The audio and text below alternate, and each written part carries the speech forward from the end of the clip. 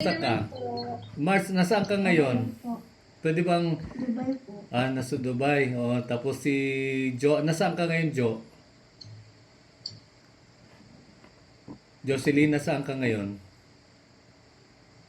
Sa Silang po, Silang Cavite po. Silang Cavite. Okay. Sige, so number one, ito yung class natin. This is a Zoom class para sa 30 credit units, ano? So, you need to have this course para part ng requirement for the renewal of your massage license, yung expired massage license. Yung case mo, kasi OFW ka sa ngayon, tinanong ko yan sa DOH Regional Office dito sa ano, kasi ngayon nandito ako, may meet up ako dito sa Zamboanga. Paano daw i-renew yung license nasa abroad. Ngayon, yung sa case mo, Mars, malapit ka sa embassy. Malapit ka sa embassy ngayon. Si Margie, yung nasa Dubai. Okay po. Oo. So, tinanong ko nga sa DOH nung isang araw, Margie, sabi ko paano yung magre-renew sa abroad ng license. Ngayon, ang sabi niya, number one, of course, ano naman yun, no? Requirement itong 30 credit units. Pangalawa, ang sabi din nung is, sabi ko, attorney, paano yung medical certificate? Paano yung, kasi yun yung mga requirements ng renewal, di ba? Paano yung professional tax receipt, yung parang mga ganon. So ang sabi nung taga DOH na nagre-renew ng license, yung health daw pwede daw gawin diyan sa Dubai. Kumuha ka ng health certificate that you are physically fit. Mga yon, pwede ka naman lumapit daw sa embassy, humingi ka ng mga certification about doon sa health, kasi kung ano ibibigay mo daw sa DOH na document, dapat i-authenticate ng embassy. Nakuha mo yon, Marge? Tapos sabihin mo na lang sa embassy na ito po ay requirement para sa renewal ng DOH massage license. Incorporate mo na lang din doon yung iyong travel papers, no, yung passport mo, yung working visa, yung ganon. Once na complete mo, nasaan ka ba sa Philippines, Margie? Saan? Cavite po. Cavite ka rin. Okay. So, ibig sabihin nun, under ka magpagawa ka ng special power of attorney. Sa Cavite, doon may padalang documents, tapos siya na maglalakad ng iyong documents doon sa DOH. Oo, ha? Tandaan mo, March, dapat gawin mo na siya kasi mahigpit sila ngayon. Pagka tumagal yung expiration, hindi na nila nire-renew. No? So, mga estudyante ako na nag-i-exam uli. Ganon yung setup. I-send ko na lang sa iyo i-send ko sa iyo sa Messenger. Oo, i-send ko sa iyo sa mag-request ako na uuwi ako at least. Mas madali ata dyan sa Pilipinas Kung makauwi ka sa renewal, send ko sa iyo yung requirements. Oo, kasi kung nandito ka, mas mabilis. No? Hindi ka na dadaan sa embassy. Diretso ka na kung saan kang barangay. Diretso ka na kung saan kang hospital ng DOH. Yung parang ganon. Yun lang gawin natin, Mars. No? So, i-PM mo lang ako. Yung account na ito, Benji Eugenio LMT ka mag-PPM para madali ko siyang mabasa and then isend ko sa iyo yung requirement. Ganon din sa iyo, Jo, para ma-send ko sa iyo yung requirement para sa renewal ng DOH massage license. Okay na tayo? Okay po. Oo. Pinadala ako ng DOH sa Japan para mag-aral ng aking masteral. At habang nag-aaral ako ng masteral degree, yung aking course nga pala is Master in Public Administration, nagkaroon din ako ng opportunity na mag-enroll sa Japanese school, which is the Japan Shiatsu College. Kilalang kilala sa buong mundo na Shiatsu College, which is the Japan Shiatsu College. Okay po. Ngayon, ang aking hindi ko alam nung time na yon, ang founder pala ng school na yon ay yung isang kilala ding guro ng massage, no, si Tokuhiro Namikoshi. Siya ang author ng Namikoshi Shiatsu. So ito yung sa background, makikita natin ito yung school. Now, saan nagsimula yung involvement ng founder ng school na si Tokuhiro Namikoshi sa kanyang ginagawang pagtuturo ng Namikoshi Shiatsu? Actually, ang kanyang karanasan ay personal na experience ito sa kanyang pamilya. Kasi nung time na yon na si Tokuhiro ay nasa murang edad, siya ay 7 taong gulang, nagkaroon ng karamdaman yung kanyang ina. And then, ang time na yon ay napakahirap, no? Napakahirap ng pamilya nila. Wala sila masyadong pantustos. Kaya, yung kanilang ina na si Kiishi, yes, ay nakaratay lang siya, no? Nakahiga lang siya doon. And then, itong batang ito, si Tokuhiro, hinilot-hilot niya yung nanay niya. Hinilot-hilot niya yung nanay niya. And then, habang naghihilot siya, hindi nila namalayan na nagkaroon ng kagalingan yung nanay. Kaya doon nung nangyari yon ay nagkaroon ng kumalat yung balita na sa kanilang community may isang batang magaling manghilot, no, magaling siya magmasahe. Kaya yon, hanggang sa lumaki siya, dinadala-dala siya ng mga pari ng mga Buddhist. Kung saan may sakit, yun yung ginagawa ng batang ito, naghilot hanggang sa lumaki siya. And then dumating yung time na naisipan niya na kailangan niyang officially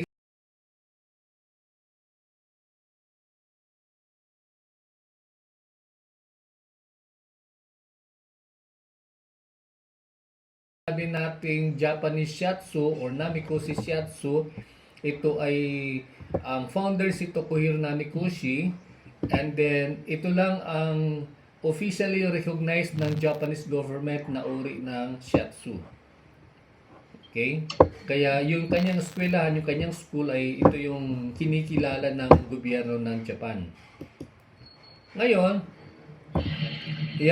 ito ay larawan nung ako'y nag-aaral pa sa Japan. Ito yung aking classmate actually nung una na unti-unti naging naging mentor ko na siya. And then dumating yung time na habang tumatagal siya na yung nagtuturo sa akin, no, dumadalo sa Pilipinas hanggang pinapatuloy namin yung Shiatsu. Ang babae ito naman, siya yung kamag-anak ng presidente ng school, kasi nung time na nasa Japan ako ay namatay na yung si Tokuhiro Namikoshi. Namatay siya 1 year before I came to Japan. No, dumating ako 2001, namatay siya sometime in 2000. Kaya ito yung kanyang nakalimutan yung pangalan ng kanyang ito yung vice president ng school. Ngayon sa Philippines, kailan nagsimula, no, paano nagsimula mula yung Shiatsu? Kasi galing ng Japan, pag-uwi ko ng Pilipinas, iyon din yung time na bumalik ako ng Pilipinas 2002, and then yung time na yun ay nagpapadala na ng mga communication ng DOH sa mga gusto magkaroon ng accreditation bilang institution. And part of the requirement is paano ano yung klaseng credit units ang pwede kong gamitin. Kaya sabi ko, since galing ako ng Japan, sabi ko ang gagamitin ko ay yung Namikoshi Shiatsu. Hindi pumayag ang DOH kasi sabi nila, yung Namikoshi Shiatsu ay brand po ng Japan. Kaya ang sabi ng DOH, gumawa ka na lang ng pangalan na hindi siya magkakaroon ng intellectual property issue. Kaya yun, pumasok sa isip ko yung PSIL. Okay? Pero technically ito ay galing sa Namikoshi Shiatsu na mga prinsipyo. Okay? So nung na-credit ang AUSA noong 2010, kasama sa requirement ay yung ating 30 credit units na PSIL. Ayan. So binigyan tayo ng karapatan na gamitin ang PCIL bilang officially recognized na 30 credit units. And by the way, hindi lang ito yung ating course na may equivalent na 30 credit units. No, meron din tayong lesson which is what we call as the personality development, yung 3 Ps, power talking, power dressing, and power thinking. Pero sa ngayon, ang naka-online na ino-offer natin ay itong PCIL. So, ano yung benefit ng PCIL? Lahat naman tayo ay masasabi natin, no, tayo na ay bihasa sa magmamasahe, tayo ay may license na pinanghawakan, kaya ano lang to, no, review na lang ito kung ano yung benepisyo ng PCIL, no. Meron tatlong benefit akong laging binabanggit. Number 1, physical, which we know already na pagka physical po yan, whether that's shiatsu, Swedish massage, Hawaiian lumi-lumi massage, Pinoy hilot, ito ay nakakatulong sa pag-enhance ng blood circulation. 'Di ba? Tama po 'yon. So, yun po yung unang benefit na makukuha ng client natin. Pangalawa, yung yung emotional benefit. No, pag sinabing emotional benefit, yung pagkatapos ng masahe, ang sarap ng pakiramdam. And that's why some people would say na naging addicted sila sa masahe because that is what massage gives them. No? Parang they feel relaxed, they feel rejuvenated, yung gano'n. No? So, yun yung pangalawang benefit, no? From the physical to the emotional, and then yung pangatlong benefit, which is the psychological. Ano naman yung psychological? Ito yung nami-meet, no? Natutugunan yung pangailangan ng tao for touch. Okay. Now, may pag-aaral in the past, yung mga scientist nung araw, pinag-aralan nila yung mga bata, yung mga sanggol na sa kabilang silid ay punong-puno ng kalinga ng ina, no? Merong breastfeed yung mga bata, inaaruga ng nanay, personal na inaalagaan. Tapos doon sa kabilang silid naman na experiment, mga bata doon walang physical contact. Walang pagkalinga ng ina. And then after a few years, it was found out na lahat ng mga bata na mayroong breastfeed ng nanay, na kinakalinga ng ina, ay lumaking malusog. Whereas yung mga bata naman na walang ganong klaseng treatment at yung pag-aaruga is highly mechanical, no, walang touch ng tao, ay karamihan maagang namatay. No? Yung mga nag-survive naman naging emotionally disturbed for the rest of their lives. So ito yung patunay na iba yung nagagawa ng human touch. Kaya yung pagmamasahe, katulad nung ginagawa natin sa shiatsu, sa PCIL, ay nakakatulong siyang matugunan yung basic need ng tao, which is the need for touch.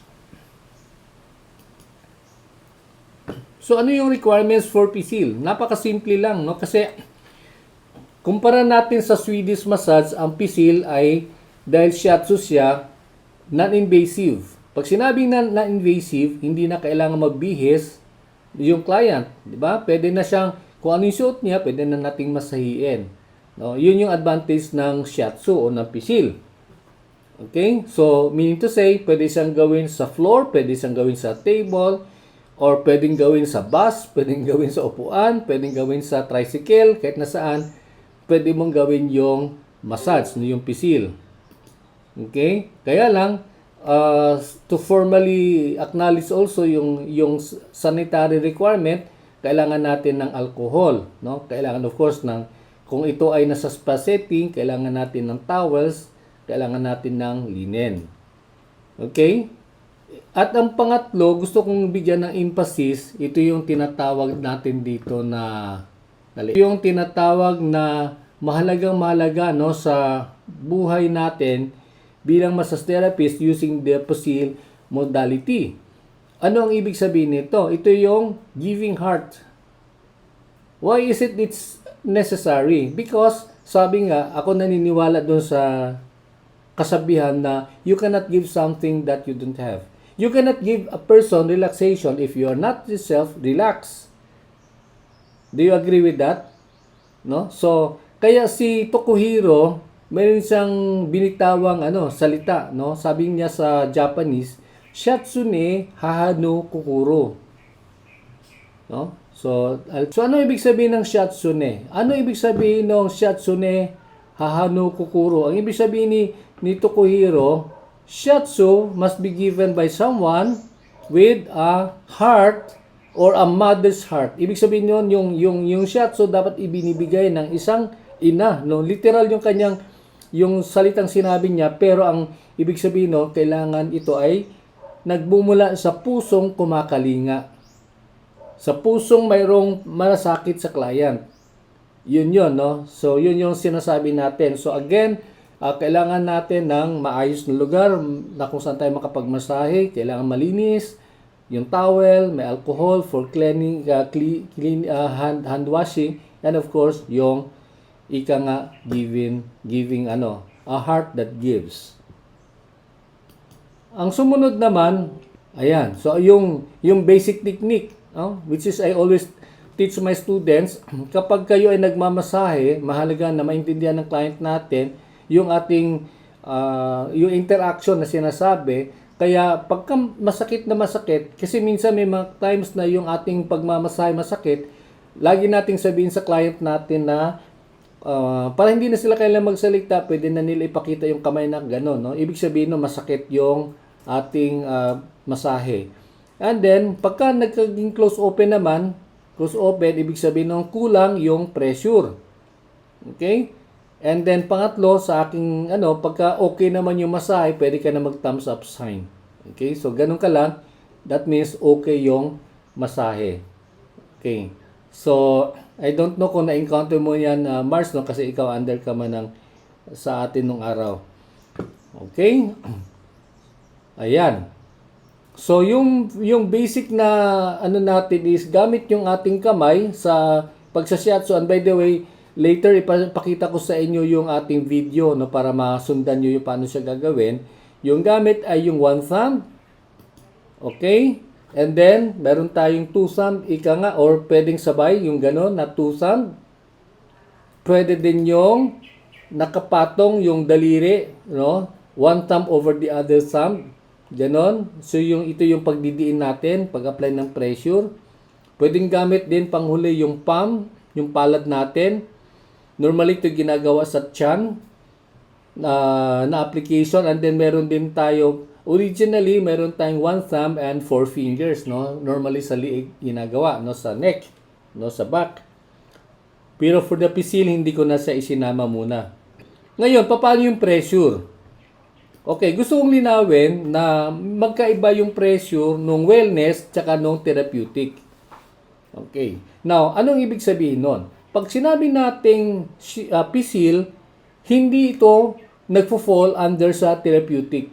Ganon din yung ibig kong ilinawin na yung Japanese shiatsu na namikoshi, hindi siya wellness. Bakit kamo? Kasi ito ay uri ng panggagamot, no? Na kinakailangan ng gamit yung pisil na yan, pero sobrang diin. Sa madalit sabi, medyo masakit siya, no? Kasi nung nag-aaral ako sa Japan, habang nagka-counter demo kami, yung aking sensei, yung tawag namin sa Japan, yung teacher, talagang grabe sa dumiin, no? Masakit na masakit. Kaya sabi ko, may problema yan kung gagawin ko yan sa Pilipinas, no? Kasi ang ating mindset kasi ng shiatsu sa Pilipinas is wellness or relaxation. No, I don't know dyan sa Dubai kung ano yung inyong mindset dyan, no? But definitely yung pisil is more on the relaxation side. Okay? But I will not stop you from using that for therapeutic purposes, no? Nasa inyo po yan. Pero dito sa pisil na pagtuturo, aking in-emphasize, ito ay para relaxation, ito ay para sa wellness.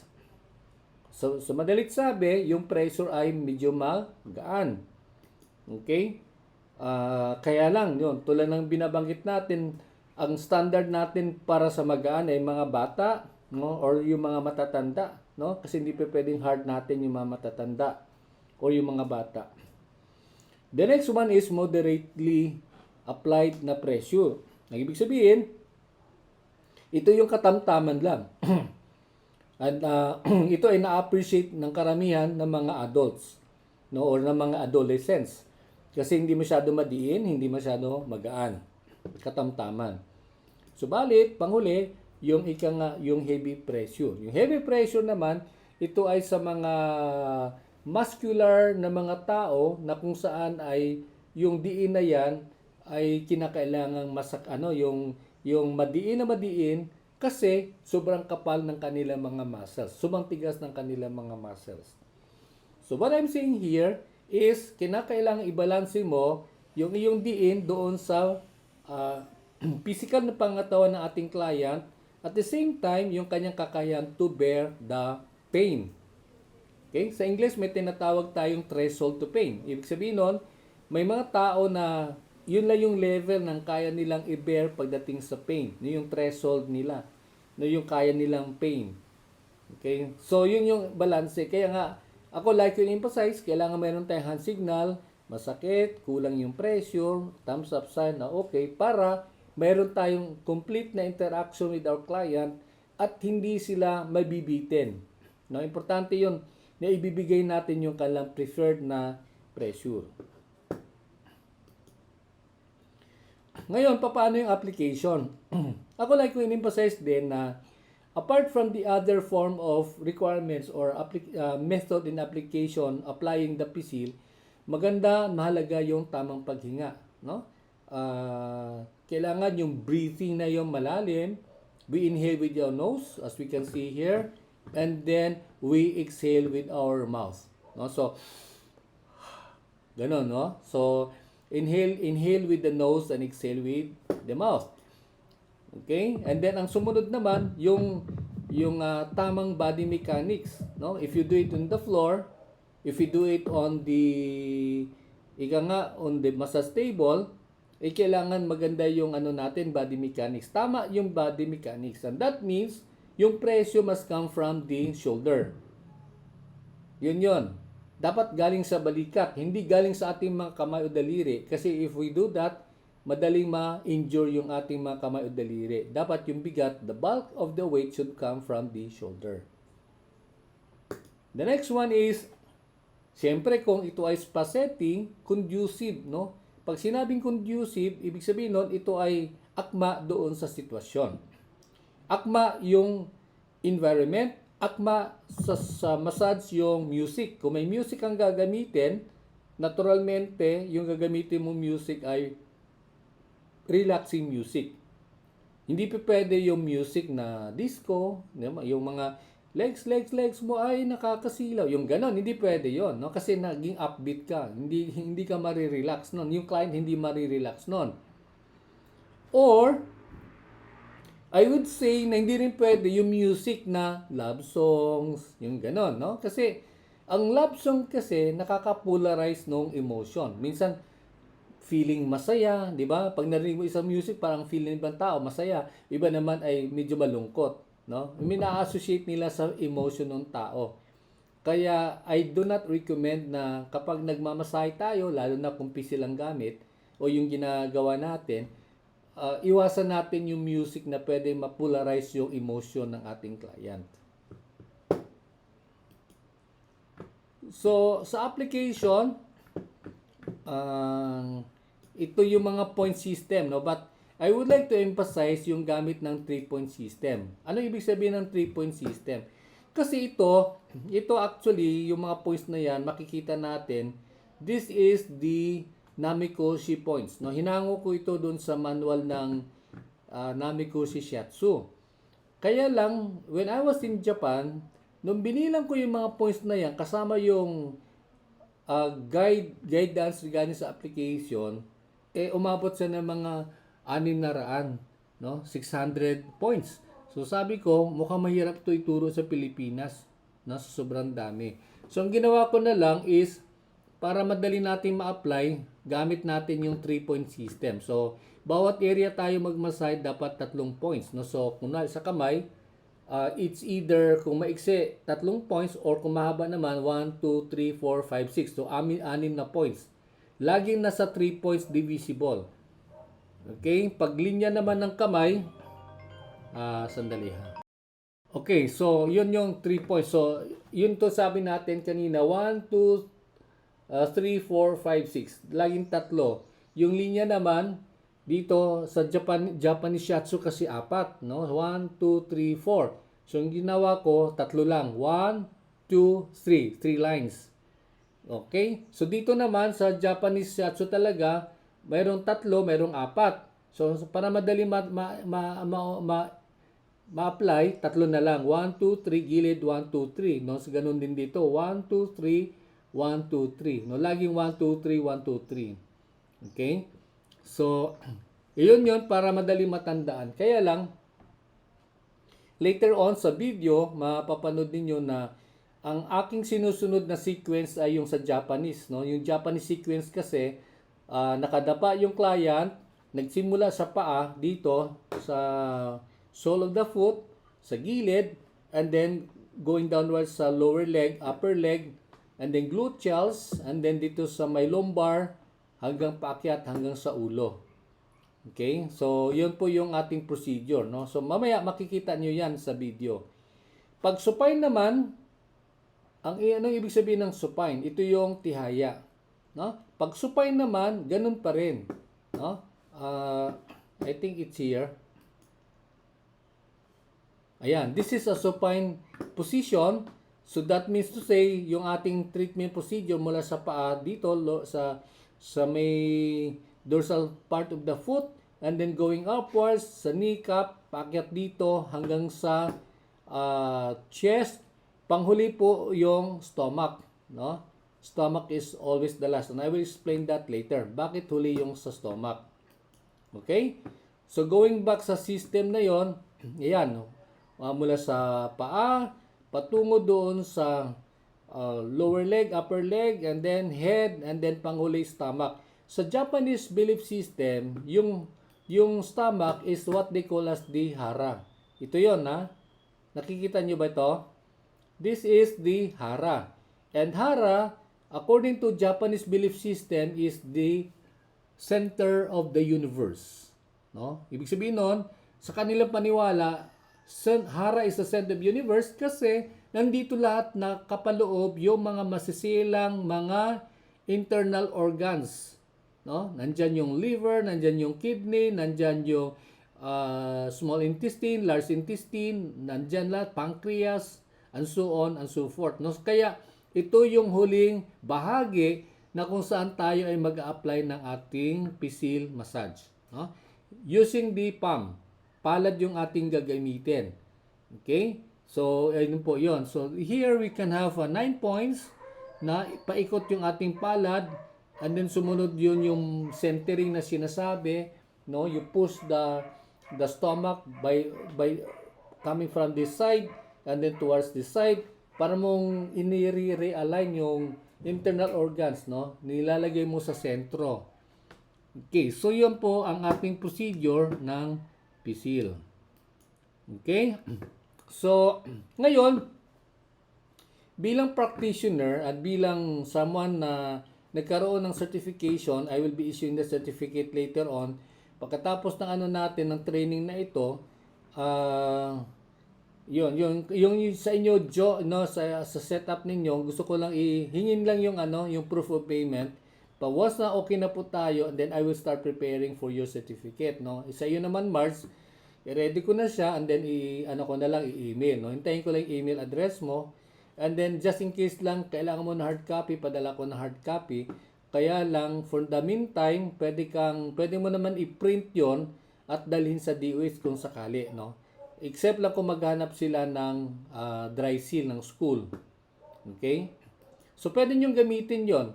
And pwede nyo ding maging marketing strategy kung sakali kayo mag-home service, huwag nyo gamitin yung salitang shiatsu. Sabihin nyo na lang, meron akong massage offering which is the pisil. Kasi pag sinabi mong pisil, malamang magtatanong yung client, ano yung ibig sabihin ng pisil? Saka mo explain.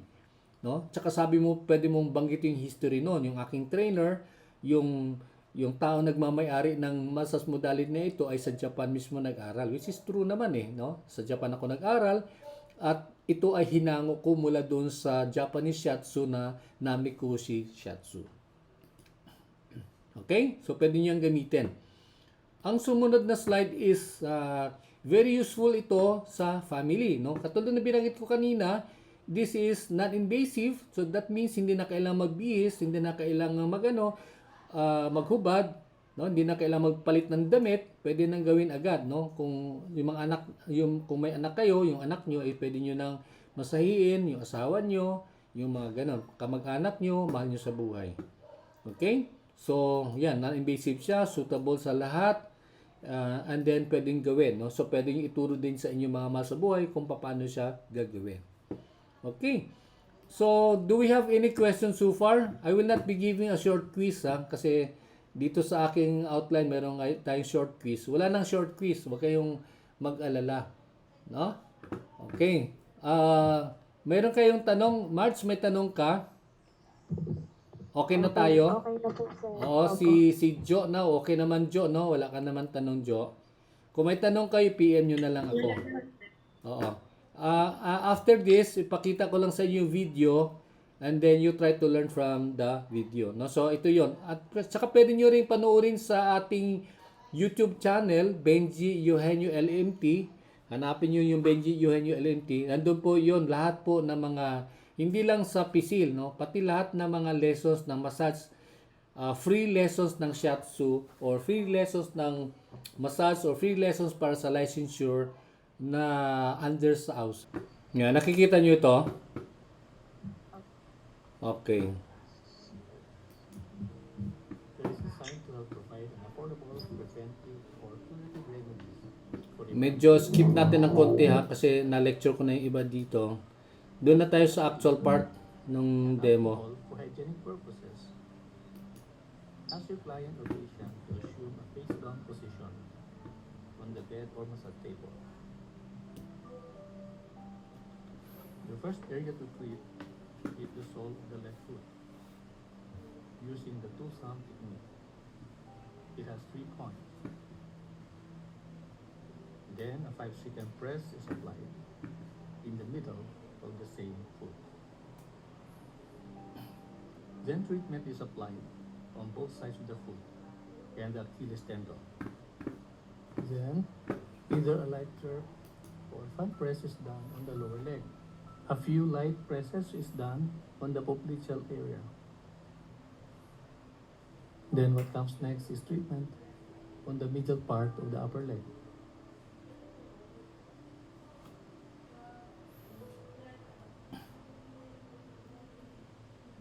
With thumbs apart, apply 3 to 5 second treatment on the coccyx area. It has 3 points each. Proceed to the gluteal area, applying 3 to 5 second pressure on 3 points diagonally. Place both thumbs on the lumbar area, then apply 3 to 5 second treatment on 3 points. Position both thumbs in the upper back. Perform 3 to 5 second treatment beside the spinal column. It has 4 lines. On each line, it has 9 points. You may apply pressure simultaneously or alternately. Grasp the knee using thumb and 4 fingers, applying pressure on both sides. Each side has 3 points. Locate your thumb on the middle of oblongata and apply a 5-second pressure. The direction of the movement is toward the eyes of the client. After this, you may ask your client to assume a supine position or face up. What comes next is treatment on the dorsal part of the foot. Then one by one, the toes receive treatment as well. A leg shaking in the toes is performed.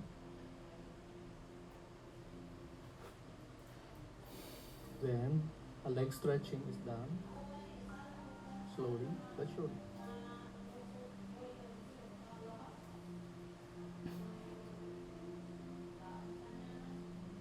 Then a few presses done around the kneecap. Another set of shaking is also performed here. Then what comes next is treatment on the middle part of the upper leg.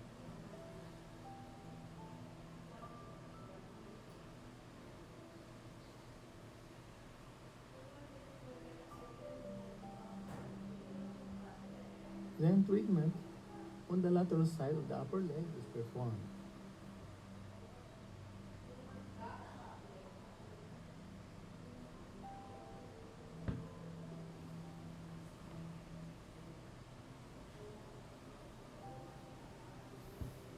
And then a few treatment on the lateral side of the arm.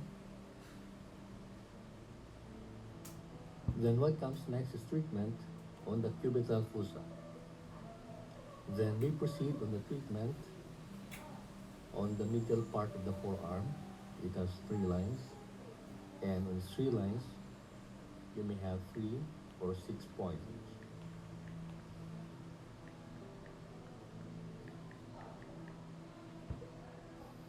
Then we may proceed on our treatment on the lateral side of the forearm. We may use 2 thumbs, and it has 6 points.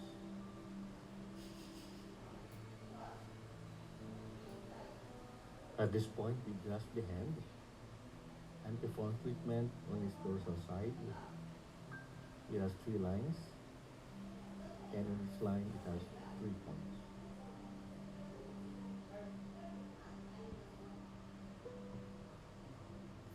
Then we do rotation of the hand, clockwise and counterclockwise. Then we pull the hand through the fingers 3 times, and then shake. Then we proceed working on the chest. Make sure to ask permission when you do this. The chest has 6 lines on its side. Each line has 3 points each.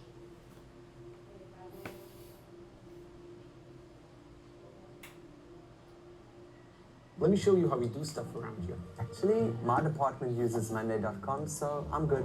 Work management tool. Then we apply a push and pull movement a few times as well. At this point, we are ready to proceed treatment on the face. Make sure to wash your hands with an alcohol. And again, ask permission before touching the face. We begin treatment on the eye area. It has 3 points on both sides.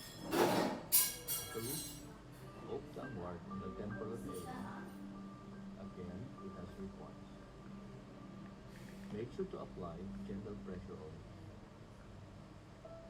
Using your middle and index finger, apply 3 points beside the nose.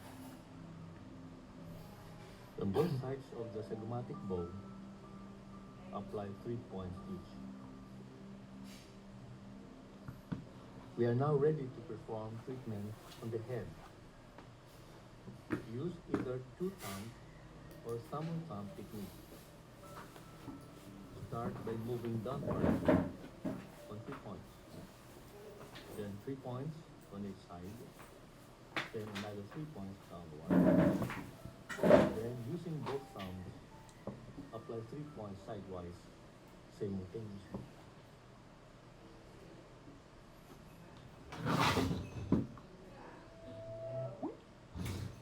We are now approaching the final stretch of the shiatsu treatment. According to the Japanese belief system, the stomach, or hara, is, and I quote, center of the universe. We may start treatment through palpation using our right hand. It has 9 points. As our sense in Japan tells us, to improve our movement, we Nasa klase pa. clockwise rotation on the stomach. Then, a light vibration is performed. After which, a centering motion by moving hands back and forth is applied.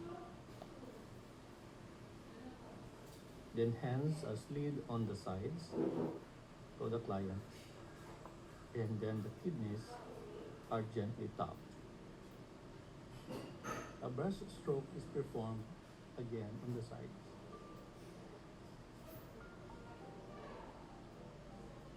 Finally, a non-repetition brush stroke is done in the abdominal area, using both hands alternately. Then a final vibration is gently applied. Your treatment is now done and over with.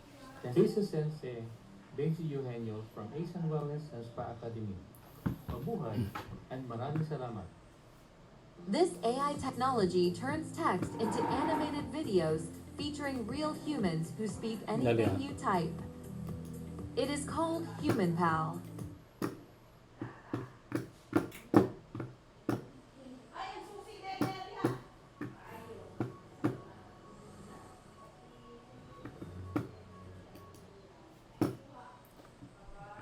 Okay, so there you are. Yun yung kabuuan ng ating lesson on the PSEAL. And as like I said, you can look at more on this doon sa ating YouTube channel. Dito nyo pwede ito search no sa ating YouTube channel.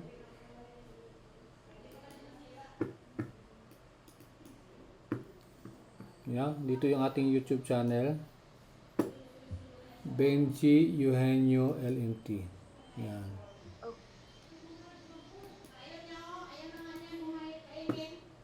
Okay, so ito yung ating YouTube channel where you can take a look lahat ng ating mga video. Free po yan ha, wala po yung bayad, no? Pwede nyo ma-access. And even ito yung ating ginawa ngayon, kung may time din ako, ina-upload ko. Lahat halos ng lessons natin ay ina-upload ko. Para if you would like to have a review, you can use this as a reference para sa inyong pag-aaral, no, eventually. Okay, so do you have any questions so far? Meron ba kayong karagdagang katanungan? Marge?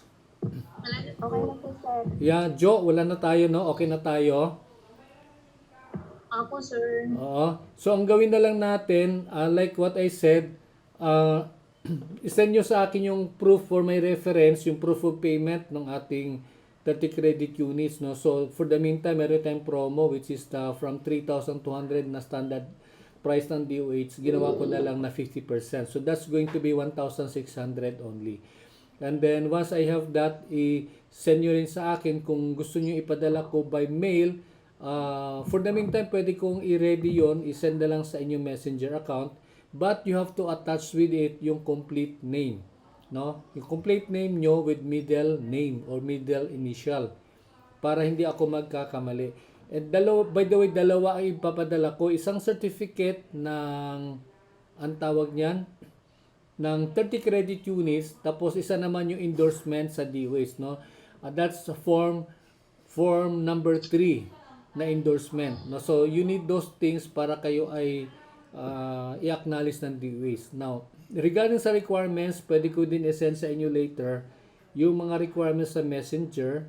O kung makalimutan ko lang, just in case, i-PM nyo ako, sir, gusto ko hingin yung requirements for the renewal. And then if you have other questions, you let me know. Free ako to answer all your queries regarding doon sa inyong renewal ng massage license. Okay? So, yun lamang po for this for now. Maraming salamat. Then we'll keep in touch. Kung in case lang later on may mga iba pa kayong concern, you let me know. Unless kung mayroon kayong katanungan, wala na. So, okay na tayo. Are we good? Opo, okay na, sir. Okay, sige. So, maraming salamat and then see you soon. And then wait na lang for the communication. PM nyo lang ako kung mayroon pang ibang concerns. God bless. Bye for now. Opo, sige, sir. Arigato. Thank you po.